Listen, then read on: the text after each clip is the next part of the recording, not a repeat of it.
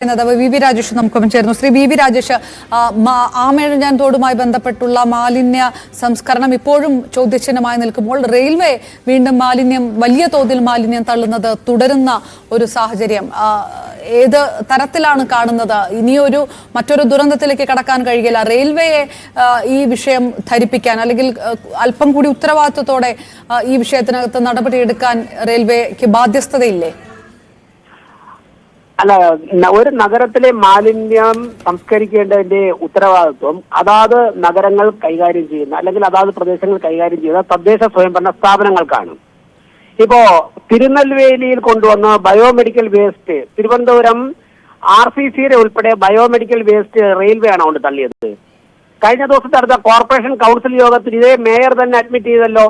Corporation ഏൽപ്പിച്ചിട്ടുള്ള ഔദ്യോഗിക ഏജൻസിയാണ് medical മാലിന്യം തിരുനെൽവേലിയിൽ കൊണ്ട് തള്ളിയതെന്ന് ഗ്രീൻ ട്രൈബ്യൂണലിന്റെ കുറ്റപ്പെടുത്തലുകൾ കേരളം ഏറ്റുവാങ്ങിയിട്ട് അവിടെ കൊണ്ട് തള്ളിയ മാലിന്യം വാരി മാറ്റേണ്ട ഒരു അവസ്ഥ വന്നില്ലേ? അത് റെയിൽവേ ആണ് കൊണ്ട് തള്ളി. അപ്പോൾ റെയിൽവേയിൽ വരുന്ന കുറച്ച് അവിടെ മിനറൽ വാട്ടറിന്റെ ബോട്ടിൽ അങ്ങനെയൊക്കെയുള്ള കുറെ മാലിന്യമുണ്ട്. ആ മാലിന്യങ്ങൾ സംസ്കരിക്കുവാനുള്ള സംവിധാനം റെയിൽവേയുടെ ഉള്ളിൽ തന്നെയുണ്ട്. ഇനി അഥവാ ഇല്ലെങ്കിൽ തന്നെ എല്ലാ സ്ഥലങ്ങളിലും ചെയ്യുന്ന, ഇന്ത്യയിൽ മുഴുവൻ ചെയ്യുന്നത് അതാത് സ്ഥലങ്ങളിലുള്ള പ്രാദേശിക ഭരണകൂടങ്ങളുമായി ചേർന്നുകൊണ്ട് പ്രാദേശിക ഭരണകൂടങ്ങൾക്കാണ് ആ സംസ്കാരം. റെയിൽവേയുടെ ജോലി ട്രെയിൻ ഓട്ടിക്കുക എന്നുള്ളതാണ്. മാലിന്യ സംസ്കരണം നടത്തേണ്ടത് അതാത് തദ്ദേശ സ്വയംഭരണ സ്ഥാപനങ്ങളാണ്. ഒരു പക്ഷേ റെയിൽവേയുമായി ഒരു എഗ്രിമെന്റ് ഉണ്ടായി കഴിഞ്ഞാൽ അതിന് അതിന്റെ ഒരു തുക കൊടുക്കേണ്ടി വരും. അത് ഗവൺമെന്റും തമ്മിൽ ചർച്ച ചെയ്ത് പരിഹരിക്കേണ്ടതാണ്. മാലിന്യ സംസ്കരണം പ്രാദേശിക ഭരണകൂടത്തിന്റെ ഉത്തരവാദിത്വമാണ്. അങ്ങനെയാണെങ്കിൽ ട്രെയിൻ ഓടുന്ന സ്ഥലത്ത് മാത്രമാണോ മാലിന്യം ഉള്ളത്? ഈ ആമയിഴഞ്ചാൻ തോടിൽ റെയിൽവേ കോമ്പൗണ്ട് എത്തുന്നത് വരെ ഒരു മാലിന്യവും ഇല്ല എന്ന് പറയാൻ സാധിക്കുമോ? എങ്ങനെയാണ് ടൺ കണക്കിന് ചാക്ക് വേസ്റ്റ് റെയിൽവേയുടെ കോമ്പൗണ്ടിലേക്ക് ഒഴുകി വരുന്നത്? ഒരു കാര്യം ചെയ്യൂ, ന്യൂസ് 18 ചാനലിന്റെ തന്നെ ഒരു സംഘം തമ്പാനൂർ ഭാഗത്ത് ചെന്നിട്ട്, ആ ചൈത്ര ഹോട്ടലിന്റെ ഭാഗത്ത് ചെന്നിട്ട് റെയിൽവേയുടെ കോമ്പൗണ്ടിലേക്ക് ആമയിഴഞ്ചാൻ തോട് ഒഴുകി വന്നെത്തുന്ന പ്രദേശത്ത് നോക്കൂ. റെയിൽവേ കോമ്പൗണ്ടിലേക്ക് ആ തോട് കയറുമ്പോഴേക്കും ടൺ കണക്കിന് മാലിന്യമാണ് നമ്മുടെ വെള്ളയമ്പലം ഭാഗത്തുൾപ്പെടെ ആമയിഴഞ്ചാൻ തോട് ആരംഭിക്കുന്ന ഭാഗത്തുൾപ്പെടെ ഒഴുകി അവിടെ വരുന്നത്. അതല്ലേ റെയിൽവേയുടെ പ്ലാറ്റ്ഫോമിലേക്ക് പോകുന്നത്? ഈ ജോയ് മരണപ്പെട്ട സമയത്ത് ജോയ് റെയിൽവേ കോമ്പൗണ്ടിനൊക്കെ പുറത്ത് മാലിന്യം കെട്ടിക്കിടന്ന സ്ഥലത്താണ് ജോയുടെ ബോഡി അടിഞ്ഞു കിടന്നത്. അപ്പോൾ ഈ കുറ്റപ്പെടുത്തലുകളൊന്നും കാര്യമില്ല. 45 വർഷമായി CPM ഇടതുപക്ഷം തിരുവനന്തപുരം കോർപ്പറേഷൻ ഭരണം നടത്തിയിട്ട് 45 വർഷം കൊണ്ട് അവർക്ക് പരിഹരിക്കാൻ കഴിയാത്ത ഒരു കാര്യത്തിന് മറ്റുള്ളവരെ കുറ്റപ്പെടുത്തിയ കാര്യമില്ല. അല്ല, അപ്പോഴും ശ്രീ വി വി രാജേഷ്, ഈ റെയിൽവേ ആവർത്തിക്കുന്നതെല്ലാം ഈ മാലിന്യ സംസ്കരണത്തിനുള്ള എല്ലാ സംവിധാനങ്ങളും തങ്ങളുടെ ഭാഗത്തു നിന്നുണ്ട്. ഈ ഉറവിടത്തിലെ മാലിന്യം സംസ്കരിക്കേണ്ട ബാധ്യത റെയിൽവേക്കില്ല. പക്ഷെ റെയിൽവേയുടെ മാലിന്യം സംസ്കരിക്കാൻ എല്ലാ ക്രമീകരണങ്ങളും ഉണ്ടെന്നാണ് പറയുന്നത്. അങ്ങനെയല്ല, ഇത് റെയിൽവേ തന്നെ തള്ളുന്നു എന്നുള്ള ഒരു വിഷയമാണല്ലോ. അതായത് റെയിൽവേ മുൻപ് പറഞ്ഞ കാര്യം, ആ വാദത്തെ ഖണ്ഡിക്കുന്ന രീതിയിലുള്ള കാര്യങ്ങളാണ് സംഭവിക്കുന്നത്. അല്ല, റെയിൽവേയുടെ ഭാഗം പറയാൻ വേണ്ടി നിങ്ങൾ റെയിൽവേയുടെ വക്താവിനെ വിളിക്കണം. റെയിൽവേയുടെ ഭാഗം പറയാൻ എന്റെ ജോലിയല്ല. ഞാൻ പറയുന്നത് റെയിൽവേയുടെ കോമ്പൗണ്ടിലേക്ക് ഒഴുകി വരുന്ന മാലിന്യം അതാണല്ലോ പ്രശ്നം. ട്രെയിനുകളിൽ ഓടി വരുന്ന ട്രെയിനുകളിൽ ഉണ്ടാകുന്ന വരുന്ന മാലിന്യം അത് അവർ കോൺട്രാക്ടർമാരെ ഏൽപ്പിച്ചിട്ടുണ്ട്. ആ കോൺട്രാക്ടർമാർ കൊണ്ടുവന്നത് കൃത്യമായിട്ട് സംസ്കരിക്കുന്നില്ലെന്നുള്ള ഞങ്ങൾ അതിന്റെ പുറകെ പോയിട്ടില്ല. ആ കോൺട്രാക്ടർമാർ ചെയ്യേണ്ടതാണ്. അവർ കോൺട്രാക്ടർമാരെ ഏൽപ്പിച്ചിട്ടുണ്ട്.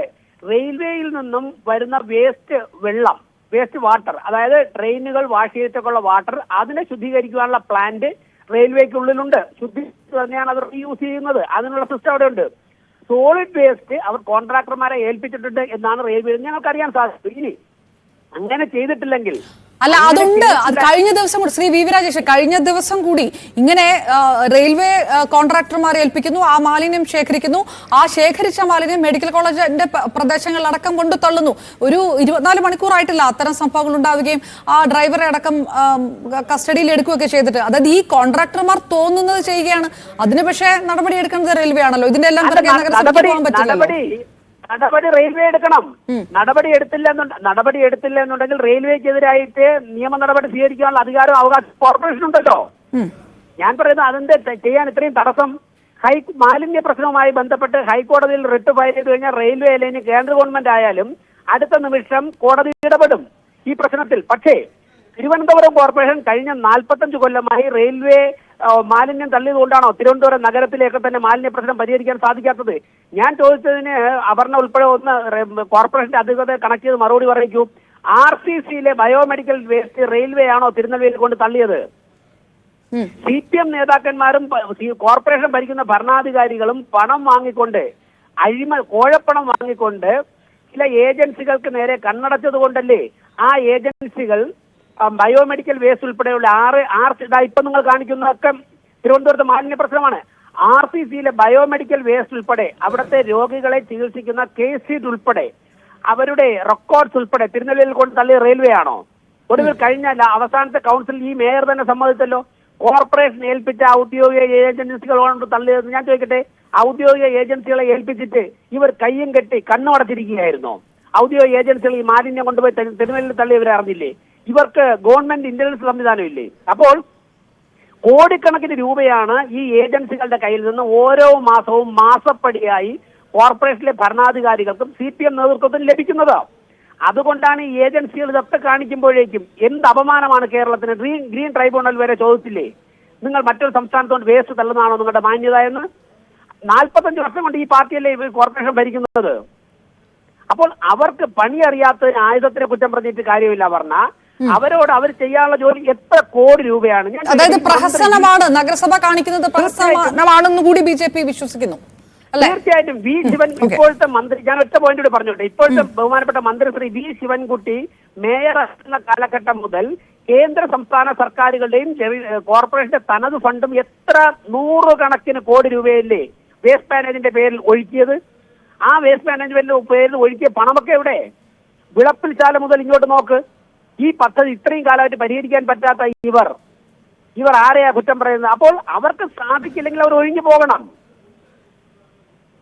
ഓക്കെ, വളരെയധികം നന്ദി. BJP നേതാവ് VV രാജേഷിന്റെ പ്രതികരണമാണ് കേട്ടത്. അതായത് റെയിൽവേ മാലിന്യം തള്ളി എന്ന് പറയുന്ന നഗരസഭയുടെ ഉത്തരവാദിത്തത്തിലുള്ള മാലിന്യ സംസ്കരണം എന്തുകൊണ്ട് കൃത്യമായി നടപ്പാക്കുന്നില്ല? നടത്തുന്നത് വെറും പ്രഹസനമാണ്. ഈ നിയമ നടപടികൾ എടുക്കുമെന്ന് പറയുന്ന നഗരസഭ എന്തുകൊണ്ട് സമയബന്ധിതമായി അത് നടത്തുന്നില്ല എന്നുള്ള ചോദ്യവും BJP ചോദിക്കുന്നു. അതേസമയം ഈ കൂടിക്കിടക്കുന്ന മാലിന്യമെല്ലാം റെയിൽവേയുടെ ഉത്തരവാദിത്തത്തിലുള്ളതാണെന്ന് പറഞ്ഞ് ഒഴിയുകയാണ് നഗരസഭ ചെയ്യുന്നത് എന്നുള്ള വാദം കൂടിയാണ്